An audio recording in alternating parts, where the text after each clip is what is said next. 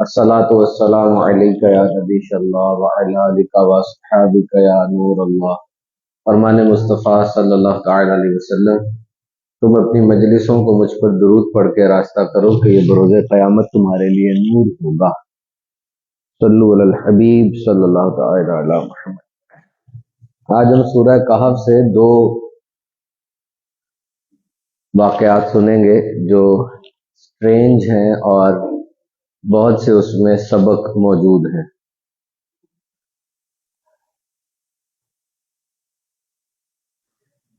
واقعات بتانے سے پہلے میں آپ کو یہ بتا دوں کہ جو بھی چیز سنی جاتی ہے تو یہ دیکھا جاتا ہے وہ کہاں سے چیز بیان کی جا رہی ہے۔ یعنی اب میں بیان کروں گا تو آپ کا لیول آف ایکسیپٹیبلٹی کیا ہے، آپ کیا سوچ رہے ہیں؟ قرآن مجید کی بات کروں گا نا، آپ مسلمان ہیں تو obviously آپ نے اس کو ایکسیپٹ کرنا ہے۔ اب ایکسیپٹ کرتے ہوئے دو چیزیں ہوتی ہیں کہ یہ بات عقل میں آ نہیں رہی اور یہ بات عقل میں آ رہی ہے۔ Now this is the flaw of wisdom, that it is self-limiting۔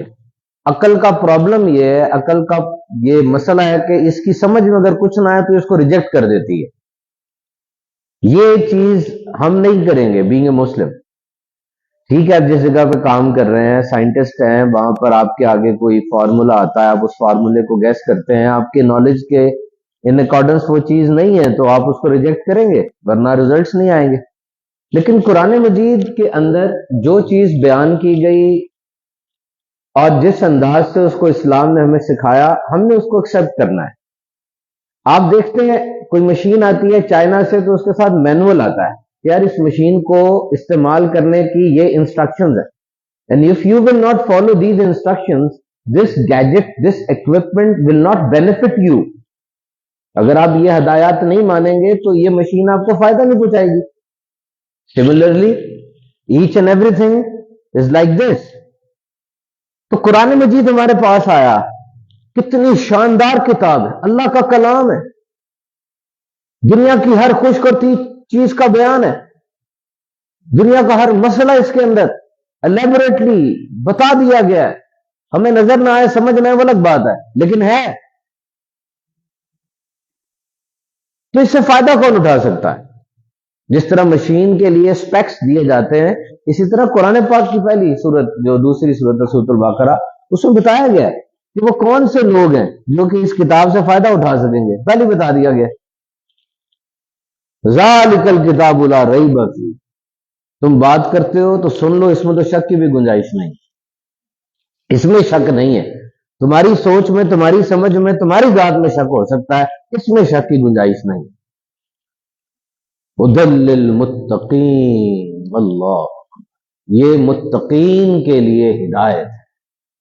ویسے سورہ بقرہ کے اندر ہی فرمایا ہدی للناس، یہ ہر انسان کے لیے ہدایت ہے، لیکن صحیح نفع اس سے وہ اٹھا سکتا ہے جو کہ متقین ہے، اللہ سے ڈرنے والے۔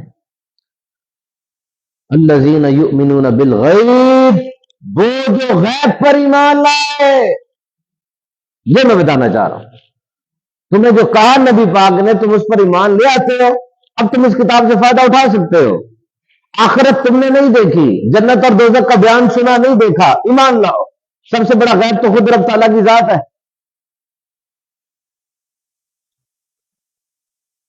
گناہ اور ثواب یہ بھی نظر تو نہیں نہ آتے، نظر تو نہیں نہ آتے۔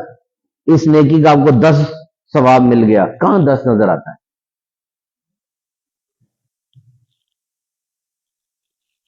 تو قرآن مجید کے اندر جو سیکوینس بنتا ہے نا، بڑا پیارا بنتا ہے۔ قرآن مجید کے اندر جو سیکوینس بنتا ہے چیزوں کا، واقعات ہیں، احکامات ہیں، اور ایسی ایسی چیزیں ہیں جو انسان کو حیران کر دیتی ہیں۔ جب انسان واقعی دل سے ان کو پڑھتا اور سنتا ہے نا، ایک لگن کے ساتھ، اٹینٹو ہو کے، فوکس کے ساتھ، ایمان کی تازگی کے ساتھ، تو بڑا کچھ سیکھتا ہے۔ جس کا دل کھل جائے، یقیمون الصلاۃ، وہ جو نماز قائم کرتے ہیں، مما رزقناہم ینفقون، اور ہمارے دیے ہوئے رزق میں سے کچھ ہماری راہ میں خرچ کرتے ہیں. والذین یؤمنون بما انزل الیک وما انزل من قبلک، اور جو ایمان لاتے ہیں اس پر جو تمہاری طرف نازل ہوا اور جو تم سے پہلے نازل کیا، اور آخرت پر ایمان رکھتے ہیں. یہ نشانیاں ہیں. تو پھر سمجھ لیں یہ پوری کتاب آگے کنٹینیو 30ویں پارے والناس تک آپ کو فائدہ دے گی. حماد، تو یہ جو آج بھی ہم واقعہ بیان کریں گے، اس پہ واقعات جو بیان کریں گے اس پہ بھی ایمان کی تازگی بڑی ضروری ہے. دیکھیں سیکھنے کے دو طریقے ہوتے ہیں، reading and listening. Reading and listening, جب میں پڑھ رہا ہوں نا اور سن رہا ہوں، علم میرے اندر جا رہا ہے. جب میں بول رہا ہوں اور لکھ رہا ہوں، علم میرے اندر سے نکل رہا ہے. سمجھ کے بات؟ علم سیکھنے کے دو طریقے ہیں، ریڈنگ میں کتاب سے پڑھ رہا ہوں، اور لسننگ آپ مجھے سن رہے ہیں. اور یہ لسننگ بڑا مشکل ہے، ریڈنگ آسان ہے. When you listen, you are biased. You think that the person who is speaking, what sort of person he is, what is his degree, what is his caliber. Oh, he looks strange. He's not so confident. تو پھر وہ چیزیں خراب ہونا شروع ہو جاتی ہے. سنتے وقت انسان کو کریڈیبل ہونا چاہیے، اعتبار کرنا چاہیے، اعتماد کرنا چاہیے. اچھا یہ بھی مزے کی بات میں آپ کو بتاؤں کہ پڑھنے میں اور سننے میں جو زیادہ کارآمد طریقہ ہے یاد رکھنے کا، وہ سننا ہے. سن کے جو چیز ذہن میں بیٹھتی ہے وہ پڑھ کے اتنی نہیں بیٹھتی. وہ ہوتا ہے نا، بولنے والے کا انداز بھی ہے، الفاظ بھی ہیں، اور عام طور پہ جو بول رہا ہوتا ہے اس کا تجربہ بھی ہوتا ہے، تو وہ پھر چیز اثر زیادہ کرتی ہے. لیکن یہ بات یاد رکھیے گا، never tag any of your short comments. میرے ذہن میں ایک بات آ گئی، never tag any of your short comments. Situational بات کو آپ اس پہ نہ ڈال دیا کریں کہ میں ہوں ہی ایسا.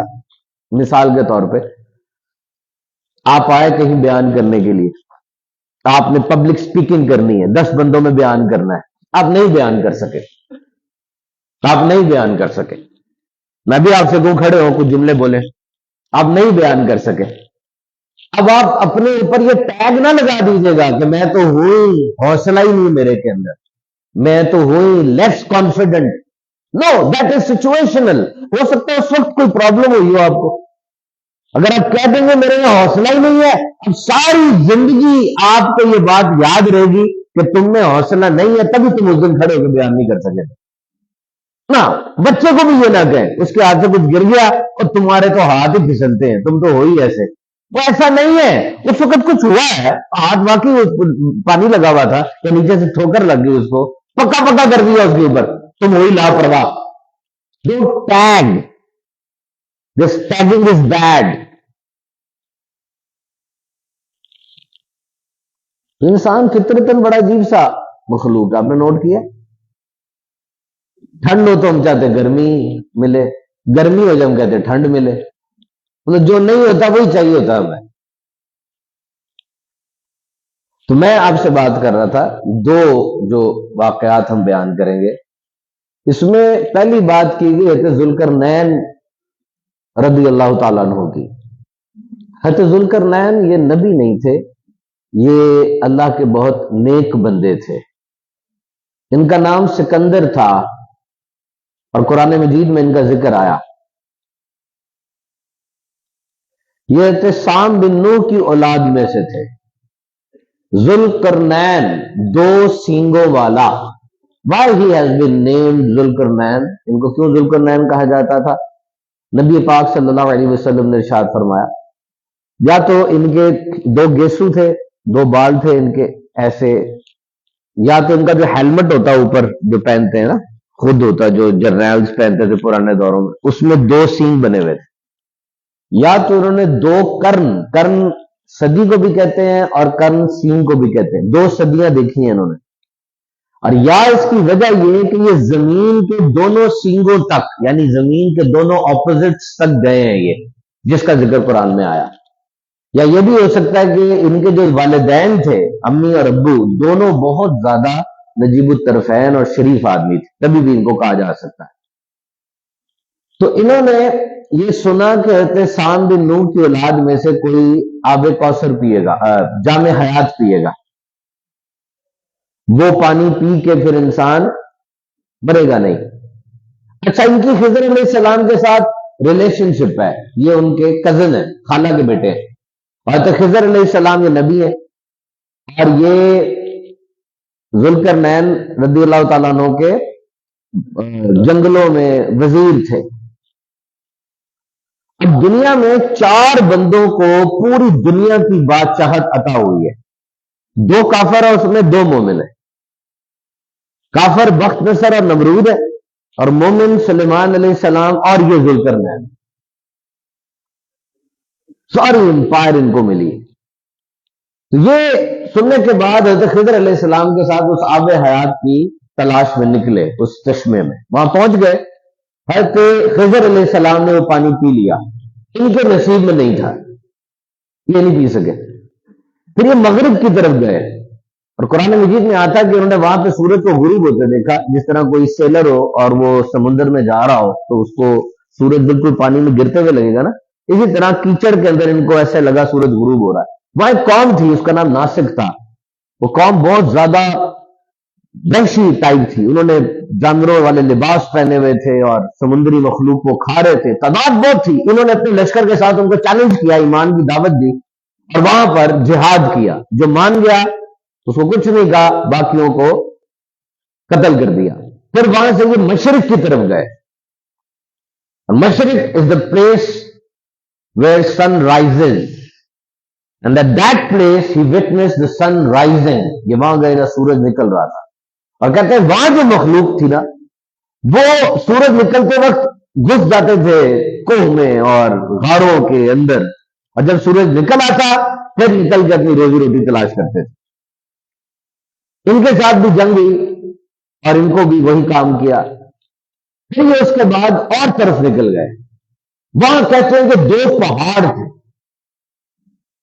ان پہاڑوں پر بھی ایک قوم آباد تھی جن کی لینگویج بڑی سٹرینج تھی۔ انہوں نے اشاروں سے سمجھایا کہ جی ہم بڑے پریشان ہیں، یہاں پر ایک قوم ہے اس کا نام یاجوج ماجوج ہے، یہ قرآن مجید میں آیا کہ یہ لڑکتے ہوئے آئیں گے، اور یہ بڑے وحشی جنگلی قسم کے لوگ ہیں، یہ بہار کے موسم میں نکلتے ہیں، جانور، انسان، گرگٹ، چھپکلی سب کھا جاتے ہیں، فصلوں کو تباہ کر دیتے ہیں۔ ہم بڑے پریشان ہیں کہ پیسے لینے تو لے لیں، آپ ہمیں ان سے بچائیں۔ آپ نے فرمایا میرے پاس اللہ کا دیا بہت کچھ ہے، تم میری افرادی قوت کے ذریعے مدد کرو۔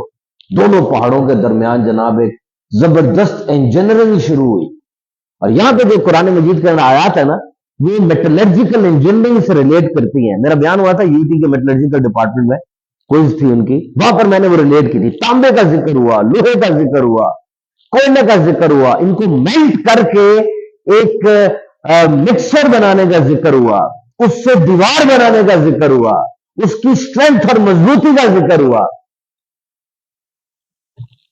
تو آپ نے پھر اس کو کھودا، دونوں پہاڑوں کے درمیان بنیاد اتنی کھودی کہ پانی نکل آیا، پھر اس میں گارا، تانبا، کوئلہ، لوہا، اس کا مکسچر بنا کے اتنی اونچی دیوار بنائی کہ وہ پہاڑوں کے برابر ہو گئی، اور پھر کہا جب تک اللہ چاہے گا یہ دیوار تمہیں فائدہ پہنچائے گی۔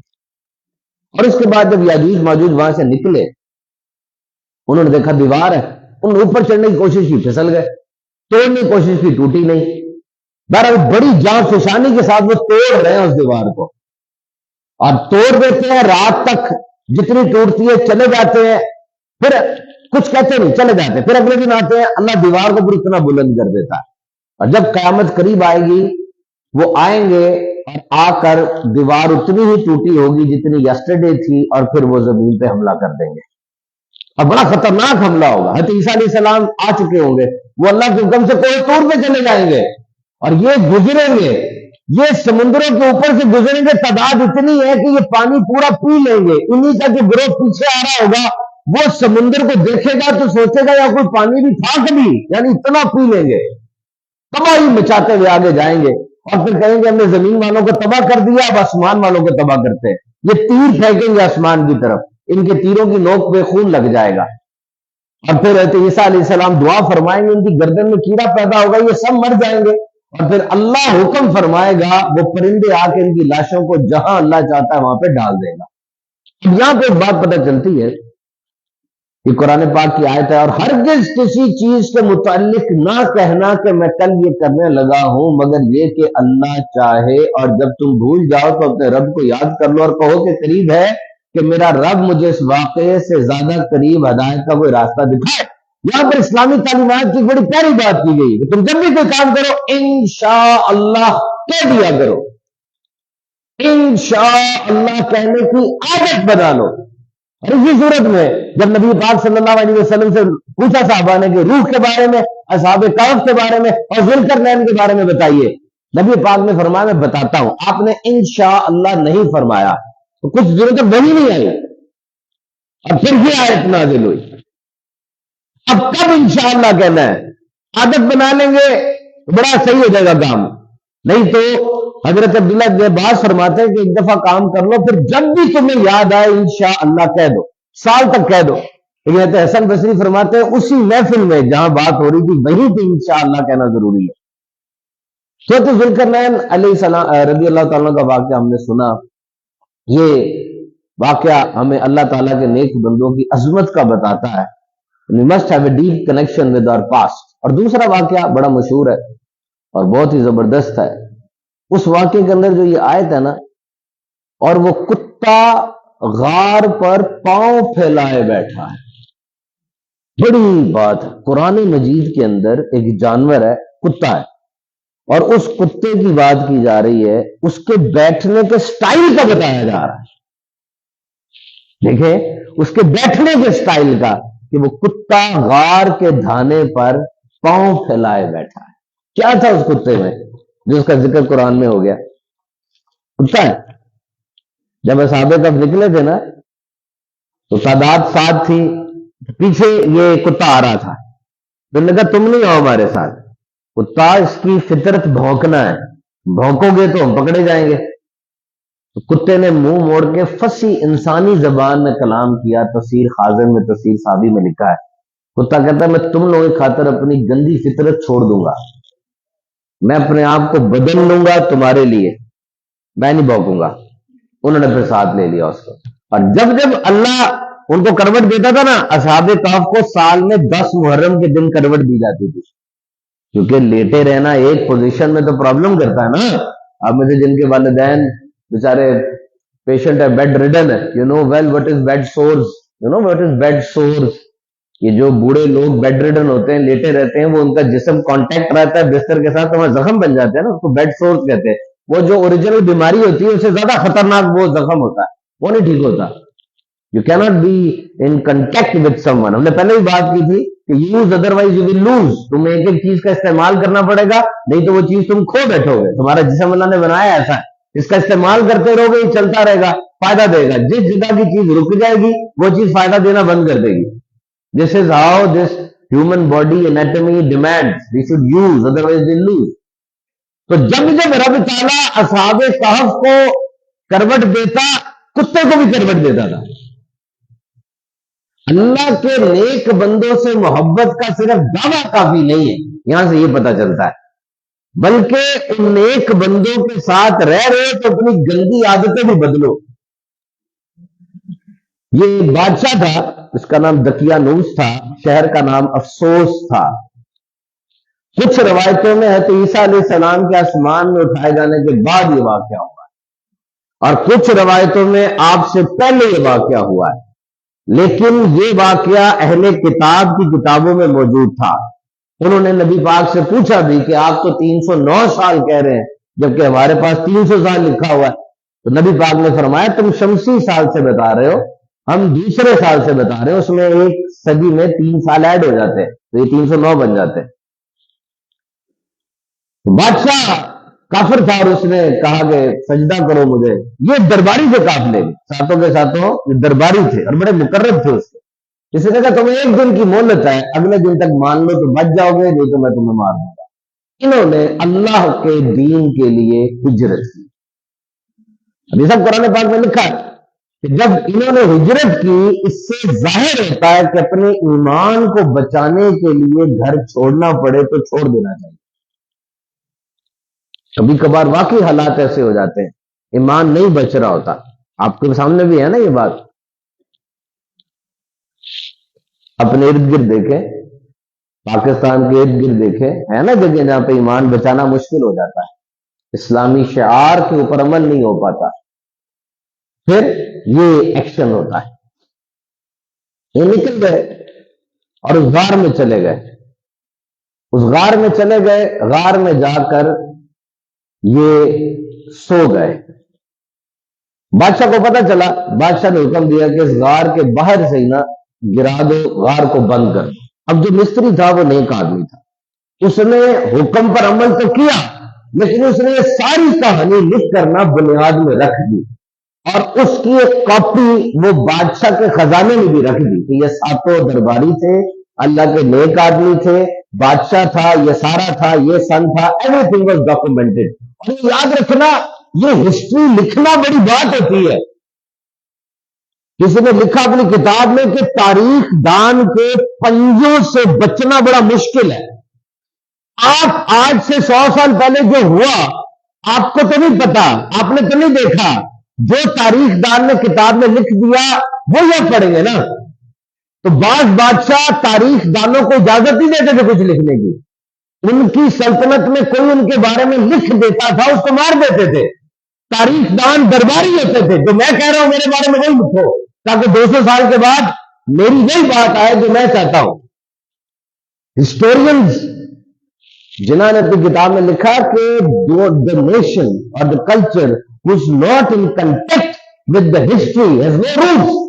قائد اعظم محمد علی جناح لکھتے ہیں اپنی کتاب کے اندر، اپنے ملفوظات، کتاب نہیں لکھی آپ نے، آپ کے پاس ٹائم نہیں تھا اتنا، کتاب نہیں ہے آپ کی کوئی، آپ کے ملفوظات کو اکٹھا کیا گیا. جناح سے قائد بہت زبردست کتاب ہے، گورنمنٹ کالج کی لائبریری میں بیٹھ کے میں نے پڑھی، بہت مصدقہ کتاب ہے.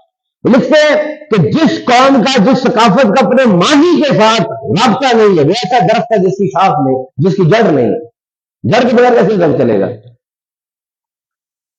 اس کو لکھ دی ہسٹری.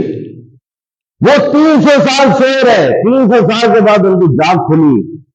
اب جب وہ سوئے تھے نا، اس کا طلوع کا وقت تھا، جب اٹھے تو مغرب کا وقت تھا. وہ سمجھے ایک دن سوئے. انہوں نے کہا کون جائے گا یار، بادشاہ تو مارتا ہے. تو کسی ایک کو پکڑا اور بھیج دیا. یہ 7 تھے، اور ان 7 کی ناموں کی بڑی برکت بزرگان دین نے لکھا ہے کہ ان 7 کے ناموں کو اگر کشتی میں رکھو، کشتی نہیں ڈوبے گی، گما ہوا بندہ مل جائے گا، آگ نہیں لگے گی سامان کو، اور بھی بہت سے ان کی برکتیں. بچے کے رونے، باری کے بخار، ایپیلیپسی، خشکی تری میں حفاظت، عقل کی تیزی، قیدیوں کی آزادی، مکان جلنے سے محفوظ رہے گا اگر ان کا ایک تعویذ بنا کے لٹکا دیا جائے. کتمیر کتے کا نام تھا. کتمیر کہتے ہیں خط پہ لکھ دو نا یا ای میل میں لکھ دو تو وہ اپنی جگہ پر ضرور پہنچتی ہے، ای میل تو اپنی جگہ پر ویسے ہی پہنچ جاتی ہے. تو بہرحال انہوں نے ایک کو چنا اور کہا کہ آپ جائیں اور جا کے بازار سے چیزیں لے کر آئیں. وہ گئے وہاں پر. اب اس وقت بادشاہ کوئی اور تھا، اس کا نام بیدروس تھا. 68 ایئرز اس نے حکومت کی تھی، خدا ترس بادشاہ تھا. اس کے دور میں کوئی فرقہ بندی نہیں ہوئی، بڑے سموتھلی سارا کام چل رہا تھا. لیکن ان دنوں میں جب یہ صحابہ کہف اٹھے، ان دنوں میں اس کی سلطنت میں ایک مسئلہ بنا ہوا تھا کہ آخرت سے انکار کرنے والا گروہ پیدا ہو گیا تھا، کہ مر کے اٹھنا یہ ممکن نہیں، یہ گروہ پیدا ہو گیا تھا. اور وہ اللہ سے دعا کرتا تھا کہ اللہ کو نشانی دکھا کہ میں اس گروہ کو دبا سکوں. لملیحہ نام تھا اصحاب کہف میں سے، جو کہ بازار میں آئے، آ کر انہوں نے سامان لیا.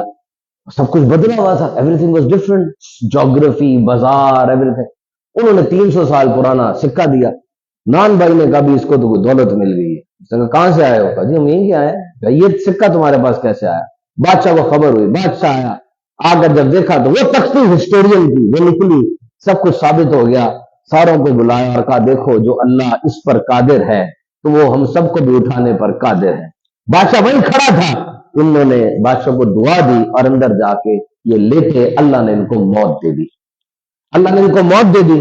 اور بادشاہ نے پھر اعلان کیا کہ یہاں پر ایک مسجد بنا دی جائے باہر، اور اس مسجد کے اندر پھر ہر سال آ کر ہم کوئی نہ کوئی فنکشن کیا کریں گے. اچھا، اندر جانے کی ممانعت رکھی. قرآن پاک میں آیا کہ اندر اس غار کے جانا ان کی حیبت رکھ دی گئی. امیر معاویہ رضی اللہ تعالیٰ ایک دفعہ اندر جانے لگے تھے، ان کو ٹوکا گیا کہ آپ نہ جائیے. پھر کسی اور کو بھیجا، ہوا چلی، وہ مر گئے. میرے محترم سامعین کرام، یہ جو میں نے آپ کو بات بتائی، ہم نے اصحاب کہف کا قصہ سنا، اس سے ظاہر ہوتا ہے کہ ہم اپنے آپ کو اس بات کو سمجھیں، نیکوں کے ساتھ رہیں اور نیکی کے کام کریں. یاد رکھیں نفس اور شیطان کی مثال نا ایک استاد اور شاگرد کی طرح سمجھے، غور سے سنیے گا، بڑی مزے کی بات. استاد اور شاگرد کا مکالمہ. استاد شاگرد سے کہتا ہے کہ تم اپنے دوست سے ملنے جا رہے ہو اور دوست کے دروازے پہ کتا بیٹھا بھونک رہا ہے، تم کیا کرو گے؟ وہ کتا تمہیں دوست سے ملنے نہیں دے رہا، وہ کتا تمہیں دوست سے ملنے نہیں دے رہا. شاگرد کہتا ہے میں پتھر ماروں گا، اگر نہ ہٹا ایک اور پتھر ماروں گا، کہا نہ ہٹا ایک اور پتھر ماروں گا. کب پتھر میں لگے رہو گے؟ وقت ضائع کر رہے ہو نا، دوست سے ملنا ہے، وقت ضائع کر رہے ہو. کیوں نہ تم اس دوست کو آواز دے کے بلاؤ اور کوئی تمہارا کتا اس کو سنبھال لو. اس کہانی میں دوست اللہ تعالیٰ ہے، شاگرد آپ ہے، اور کتا نفس اور شیطان ہے. اللہ قادر مطلق ہے، اس کو پکارے اعوذ باللہ من الشیطان الرجیم. اور جب بھی اللہ کی طرف رجوع کرنے کا رجحان ہو، اللہ سے التجا کرے کہ نفس و شیطان کو پٹا ڈال جائے، اللہ سے ریکویسٹ کرے. قرآن پاک میں اس کی مثال جس نے اللہ کے سوا مالک بنا لیا مکڑی کی طرح، اس نے جالے کو گھر بنایا، سب گھروں میں کمزور ترین گھر. مکڑی کا گھر بڑا کمزور ہوتا ہے، مکڑی بڑی قناعت پسند جانور ہے، یہ بڑی قناعت پسند جانور ہے. یہ جالا بنانے کی باہر نہیں جاتی، اس جالے میں حریص جانور یعنی مکھی اور مچھر، یہ مکھی اور مچھر یہ لالچی جانور ہے، وہ پھنستے ہیں وہاں سے ان کو کھا لیتی ہے. خود بڑی قناعت پسند ہے، لیکن اس کا گھر بڑا عجیب سا ہے، کمزور ترین ہے، نہ گرمی نہ سردی سے بچا سکتا ہے، ہلکی سی بات میں ٹوٹ جاتا ہے. اور جانور بڑا عجیب ہے، جب اس کے بچے پیدا ہوتے ہیں نا مر کو مار دیتی ہے، بچے بڑے ہوتے ہیں ماں کو مار دیتے ہیں. تو فرمایا کمزور ترین گھر ہے، عجیب گھر ہے، کوئی نام نہیں ہے، کوئی کلچر نہیں ہے، کوئی رشتوں کا پاس نہیں ہے، کوئی ادب نہیں ہے. جس طرح دور ہو رہا ہے آدھی امریکی جب مریں گے نا ان کی وراثت کتوں کو اور بلیوں کو چلی جائے گی. گھر میں ماں باپ نہیں رہ سکتے کیوں وہ ٹوکا ٹاکی کرتے ہیں نا، کتا رہ لے گا، کتا بولتا نہیں ہے، پالتو ہے. ذرا سی ہوا چلی جب گھروں کے اندر رشتوں کا پاس نہیں ہوگا نا، تب مکڑی کے گھر کی طرح ذرا سی ہوا چلے گی گھر ٹوٹ جائے گا، گھر باقی نہیں رہے گا. رشتوں کا پاس رکھو. آخری بات کر کے ہم ختم کرتے ہیں، اس کے بعد شاید میچ سٹارٹ ہو جائے. مسجد میں سیس نہیں ہوگی، 28 فروری کو شاید مسجد اوپن ہو، پھر بہرحال پتہ کر لیجیے گا. آخری بات کر کے بیان ختم کرتے ہیں. ایک کارپینٹر تھا، بڑی لکڑی کا کام کرنے والا، ریٹائر ہونے لگا. اس کا مالک کہتا ہے ادھر آنا، ایک آخری گھر بنا جاؤ، مجھے گھر ہے نا، آخری گھر بنا جاؤ. آخری گھر، چلو ٹھیک ہے. اب اس نے بڑی میڈیوکر سی ایفرٹ کی، مزہ نہیں اس کو آ رہا تھا، رندا بھی صحیح نہیں چلایا، گلائیاں بھی ٹھیک نہیں رکھی، کوئی اتنا زیادہ ماسٹر پیس کام نہیں کیا. آخری گھر ہے، بنا دیا. سر جی گھر بن گیا. مالک آیا، اگر کہتے چابی دینا، یہ گھر میں نے تمہارے لیے بنایا تھا، یہ گھر تمہارے لیے تحفہ تھا جو تم نے ساری زندگی میرے پاس کام کیا. اس نے سر پکڑ لیا، کہتا اگر مجھے پتہ ہوتا کہ یہ گھر میں اپنے لیے بنا رہا ہوں تو میں تو بہترین بناتا، چل ساری زندگی کا بہترین گھر بناتا. لیکن اب وقت گزر چکا تھا. کیا ہماری زندگی میں بھی ایسا نہیں ہوتا؟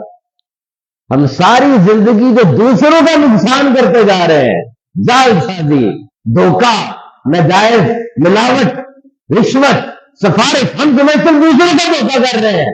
لیکن جب موت آتی ہے پتہ چلتا ہے ہم اپنا آپ ہی خراب کر رہے تھے. تو بھی زندگی ہے، گھر بچا لو، اپنا آپ سنوار لو.